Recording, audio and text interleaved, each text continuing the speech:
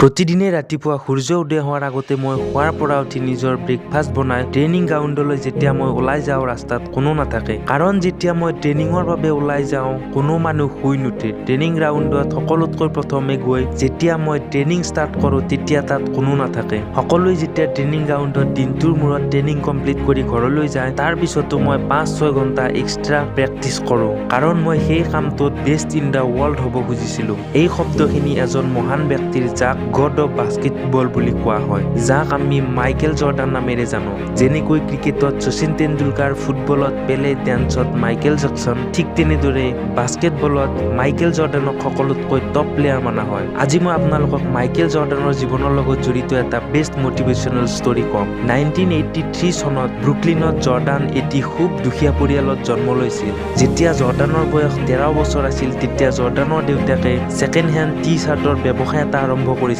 এদিন জৰ্ডানৰ দেউতাকে জৰ্ডানক তেওঁৰ ওচৰলৈ মাতি আনিলে আৰু এটা টি-চাৰ্ট দেখুৱাই সুধিলে, এই টি-চাৰ্টটোৰ মূল্য কিমান হ'ব? জৰ্ডানে ক'লে প্ৰায় $1 মান হ'ব। তেতিয়া দেউতাকে ক'লে, তুমি এইটো মোক $2 বিক্ৰী কৰি দেখুওৱা। জৰ্ডানে সেই টি-চাৰ্টটো ল'লে আৰু এজন ফ্ৰেণ্ডৰ ঘৰলৈ গৈ টি-চাৰ্টটো ধুনীয়াকৈ ধুলে, ধুনীয়াকৈ চাফা কৰিলে। তাৰ পিছত গোটেই দিনটো মাৰ্কেটত ঘূৰি সেইটো $2 বেছি ঘৰলৈ উভতিল। 2 দিন পিছত দেউতাকে আকৌ জৰ্ডানক মাতিলে, আকৌ আগৰ দৰে টি-চাৰ্ট এটা দি ক'লে, এইবাৰ তুমি এইটো মোক $20 বিক্ৰী কৰি দেখুওৱা। এইবাৰ জৰ্ডানে ভাবিলে এই ইউজ কৰা টি-চাৰ্টটোত $20 দি কোনে কিনিব? তথাপিও জৰ্ডানে দেউতাকৰ কথা নেপেলাই টি-চাৰ্টটো লৈ ল'লে আৰু নিজৰ এজন সম্পৰ্কীয় ভায়েকৰ ওচৰলৈ গৈ টি-চাৰ্টটোৰ ওপৰত মিকি মাউচ আৰু ডনাল্ড ডাকৰ কাৰ্টুন প্ৰিণ্ট কৰিলে আৰু টি-চাৰ্টটো বিক্ৰী কৰিবৰ কাৰণে ধনী ঘৰৰ ছাত্ৰ-ছাত্ৰী পঢ়া এখন স্কুলৰ সন্মুখত গৈ ৰৈ থাকিল। তেতিয়া মাকৰ লগত অহা এজনী ধনী ঘৰৰ ষ্টুডেণ্টৰ টি-চাৰ্টটো পচন্দ হ'ল আৰু $20 দি কিনি ল'লে আৰু লগতে $5 টিপ দিলে। জৰ্ডান ঘৰলৈ আহি পইচাখিনি দেউতাকৰ হাতত দিলে, কিন্তু দেউতাকে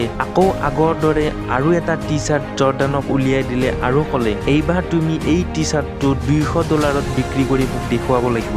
জৰ্ডানে এই প্ৰায় অসম্ভৱ যেন লগা চেলেঞ্জটোকো একচেপ্ট কৰি ল'লে আৰু টি-চাৰ্টটো তেওঁ ৰাখি থ'লে। কিছুদিন পিছত নিউয়ৰ্ক চহৰত চাৰ্লিছ এঞ্জেল নামৰ এটা শ্ব' আহিল আৰু সেই শ্ব'টোৰ বিখ্যাত এক্ট্ৰেছ আছিল ফাৰাহ ফিছাৰ। তেওঁৰ প্ৰেছ কনফাৰেন্সৰ দিনা জৰ্ডানে তাত গৈ উপস্থিত হ'ল আৰু কনফাৰেন্স মিটিং শেষ হোৱাৰ পিছত যিকোনো প্ৰকাৰে ফাৰাহ ফিছাৰ্ছৰ অটোগ্ৰাফ সেই টি-চাৰ্টটোত লৈ ল'লে। তাৰ পিছত জৰ্ডান নিজৰ ঘৰলৈ উভতিল আৰু সেই টি-চাৰ্টটো নিলামত বিক্ৰী কৰিবৰ কাৰণে ওলাই গ'ল। তাতে এজন এণ্টাৰপ্ৰেনিয়ৰে যিজন ফাৰাহ ফিছাৰৰ ফেন আছিল তেওঁ সেই টি-চাৰ্টটোৰ মূল্য $1200 দিলে আৰু টি-চাৰ্টটো কিনি ল'লে। তেওঁ সেই পইচাখিনি গৈ দেউতাকক দিলে। দেউতাকে পইচাখিনি ল'লে আৰু প্ৰাউডলি জৰ্ডানক ক'লে, যদি কোনো মানুহে তেওঁৰ সম্পূৰ্ণ কাৰ্যশক্তি আৰু মনোযোগ কোনো কামত লগায় তেন্তে অসম্ভৱ যেন লগা কামো সম্ভৱ হৈ যায়। আৰু এই কাৰ্যশক্তি আৰু ইচ্ছা শক্তিয়ে মাইকেল জৰ্ডানক এদিন বাস্কেটবল খেলৰ শিখৰলৈ লৈ গ'ল। আজিৰ দিনত মাইকেল জৰ্ডান ৱৰ্ল্ডৰ সকলোতকৈ ধনী খেলুৱৈসকলৰ মাজৰ এজন, যাৰ নেটৱৰ্থ $1.6 বিলিয়ন।